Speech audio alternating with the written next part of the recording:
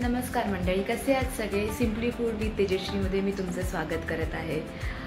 आज शनिवार आहे, सो रोज ते डाळ भात भाजी चपाती भाकरी हे खाऊन आता कंटाळा आला आहे। सो आज विचार केला काहीतरी वेगळ्या पद्धतीचं बनवूया, तर म्हणून मग घरी विचारलं तर ते बोलले की चालेल म्हणून करूया।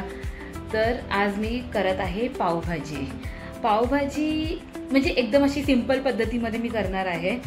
तर आणि त्याच्यामध्ये माझी एक स्वतःची सेल्फ ट्रिक पण आहे, तर मी तुम्हाला दाखवेन म्हणजे ओरिजिनल पावभाजीचा कलर कसा येतो ते पण मी तुम्हाला त्या आजच्या माझ्या पावभाजी रेसिपीमध्ये मी तुम्हाला दाखवणार आहे। तर चला मग बघूया, अशी मस्त सुंदर अशी झटपट होणारी पावभाजी आपण बघूया। आता आपण बघूया पावभाजीला लागणारं साहित्य। हे बघा,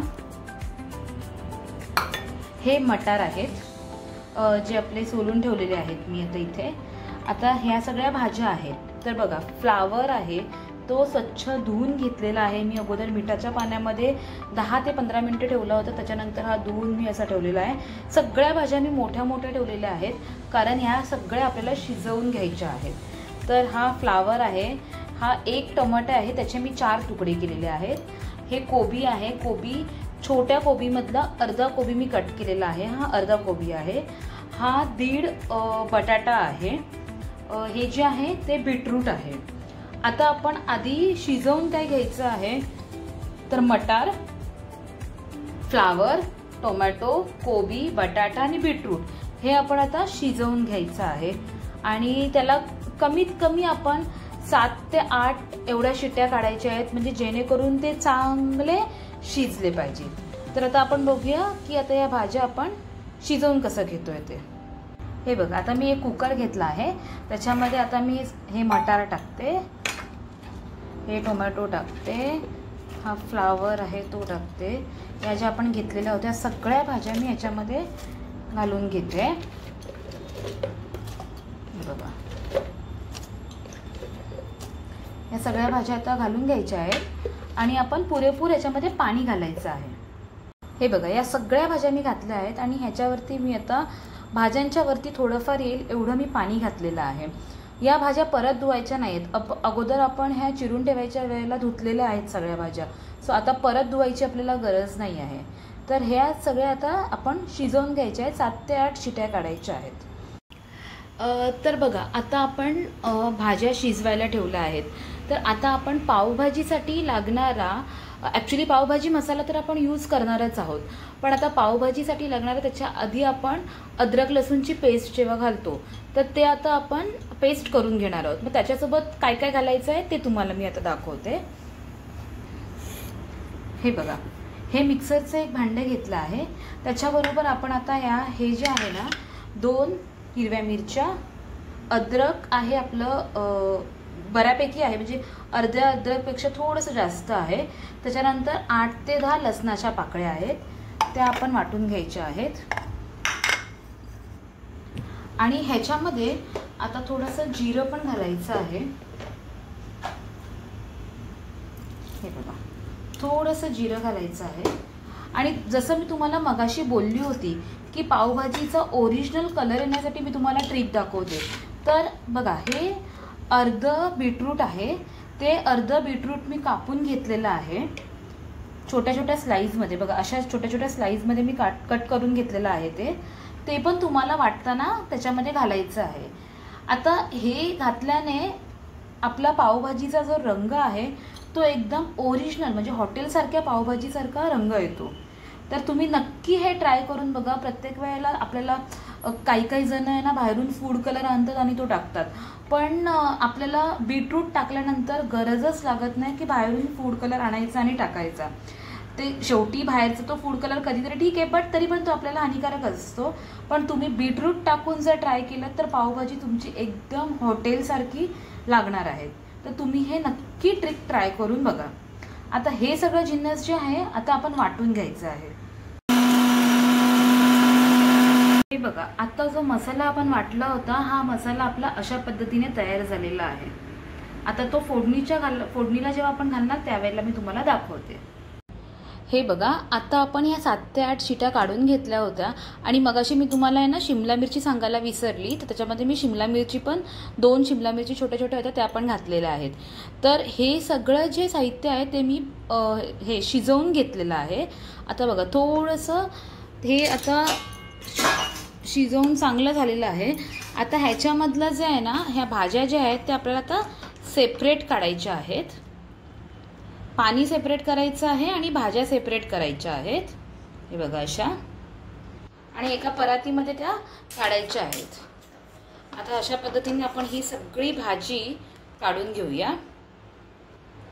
हे बघा, ही भाजी जी आहे आपण सगळी काढून घेतली आहे एका परातीमध्ये. आणि हे पावभाजीचं जे पाणी आहे, आता आपण ज्याच्यामध्ये भाजी शिजवली होती ते एका साईडला काढून घेतलं. हे पाणी फेकायचं नाही आहे. पावभाजी आपण जेव्हा फोडणी घालणार आहे त्यावेळेला हे पाणी घालायचं आहे. आता पावभाजी स्मॅशरने ही भाजी जी आहे ती चांगली आपण स्मॅश करून घ्यायची आहे. थोडीफार ती राहिली की त्याची थोडी थोडी असे दाणे अक्के तरी चालतात, कारण ती पावभाजी असल्यासारखी वाटली पाहिजे ना, म्हणून. मग तशी आपण जी हॉटेलमध्ये पावभाजी खातो ना तशा पद्धतीने ही आपण चांगली स्मॅश करून घ्यायची आहे. बघा, तर आता ही आपण चांगली अशी स्मॅश करून घेत आहे. इक्वल करायची आहे भाजी चांगली ही.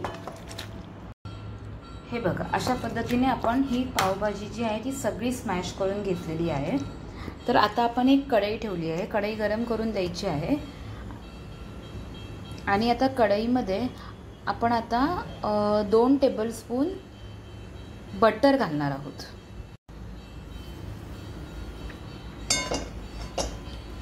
हे बघा, हे बघा 2 टेबलस्पून आपण बटर घालणार आहोत. 2 ते 3 टेबलस्पून घातलं तरी चालेल. बघा, 2 ते 3 टेबलस्पून बटर घालणार आहे आणि थोडंसं तेल घालायचं आहे. बटर थोडंसं विरघळून द्यायचं आहे. बटर विरघळत आल्यावरती आपण हा बारीक चिरलेला कांदा जो आहे तो त्याच्यामध्ये घालायचा आहे आणि तो थोडा भाजून घ्यायचा आहे. आता हे बघा, कांदा आपला हा गोल्डनिश ब्राऊन कलरचा झालेला आहे. आता त्याच्यामध्ये आपण हे जे वाटण केलं होतं, अद्रक, लसूण, बीटरूट वगैरे वाटलं होतं ते आता आपण ह्याच्यामध्ये घालणार आहोत. आणि हे पण आता चांगलं आपण परतून घ्यायचं आहे. चांगलं अद्रक लसूणचा जो स्मेल आहे तो चांगला होईपर्यंत, म्हणजे तो त्याचा स्मेल राहतो ना, तर म्हणून तो चांगला आपण परतून घ्यायचा आहे. आता हे चांगलं परतून घेतलं आहे. आता त्याच्यामध्ये आपण पावभाजी मसाला घालणार आहोत. आपल्या तिखटप्रमाणे, म्हणजे आपल्या तिखटेचा अंदाज घेऊन पावभाजी मसाला टाकायचा आहे आणि हा पण चांगला परतून घ्यायचा आहे. नुसार मीठ टाकायचं आहे. मीठ थोडंसं कमी टाकायचं आहे, कारण आपण बटर चांगल्या प्रमाणामध्ये घातलेलं आहे. बटरमध्ये पण मीठ असतं, तर मग त्याप्रमाणे आपण मीठ टाकायचं आहे आणि ते मिक्स करून घ्यायचं आहे. ही बघा, आता ही चांगली आपण मिक्स करून आपलं झालेलं आहे. आता ह्याच्यामध्ये आपण जी पावभाजी स्मॅश केलेली आहे ती आता आपण घालणार आहोत. हे बघा, ही पावभाजी मी ह्याच्यामध्ये घातलेली आहे. आता हे चांगलं मिक्स करून घ्यायचं आहे. आपण हे चांगलं मिक्स करून घेतलेलं आहे. आता त्याच्यामध्ये पाणी घालायचं आहे. जे पावभाजीचं पाणी आहे ते थोडंसं घालायचं आहे. हे बघा, पावभाजीला ते पाणी जे होतं ते आपण घातलेलं आहे आता, आणि 5 मिनिटासाठी आपण चांगली शिजवून द्यायची आहे ती. हे बघा, किती सुंदर अशी पावभाजी आपली तयार झालेली आहे. वरती गार्निशिंगसाठी थोडीशी आपण कोथिंबीर याच्यावरती घालणार आहोत. हे बघा, आणि किती सुंदर अशी, बघा हॉटेलसारखा कलर दिसतोय की नाही. जरासुद्धा मी कोणताही फूड कलर, पावभाजी कलर वगैरे काहीही टाकलेलं नाही आहे, पण किती सुंदर असं दिसतंय. तुम्हाला सर्व करून पण मी दाखवते. अशा पद्धतीने आपली मस्त अशी पावभाजी रेडी झालेली आहे. आता मी तुम्हाला सर्व करून दाखवते ही. हे बघा, अशा पद्धतीने आपली पावभाजी तयार झालेली आहे.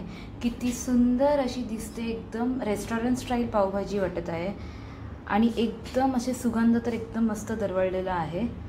आमच्या घरात आता भूक लागलेली आहे. सगळ्यांना मी जेवण वाढायला घेते आता. बघा किती सुंदर दिसते. जराही कुठलाही कलर न घालता रेस्टॉरंटसारखी आपली पावभाजी झालेली आहे.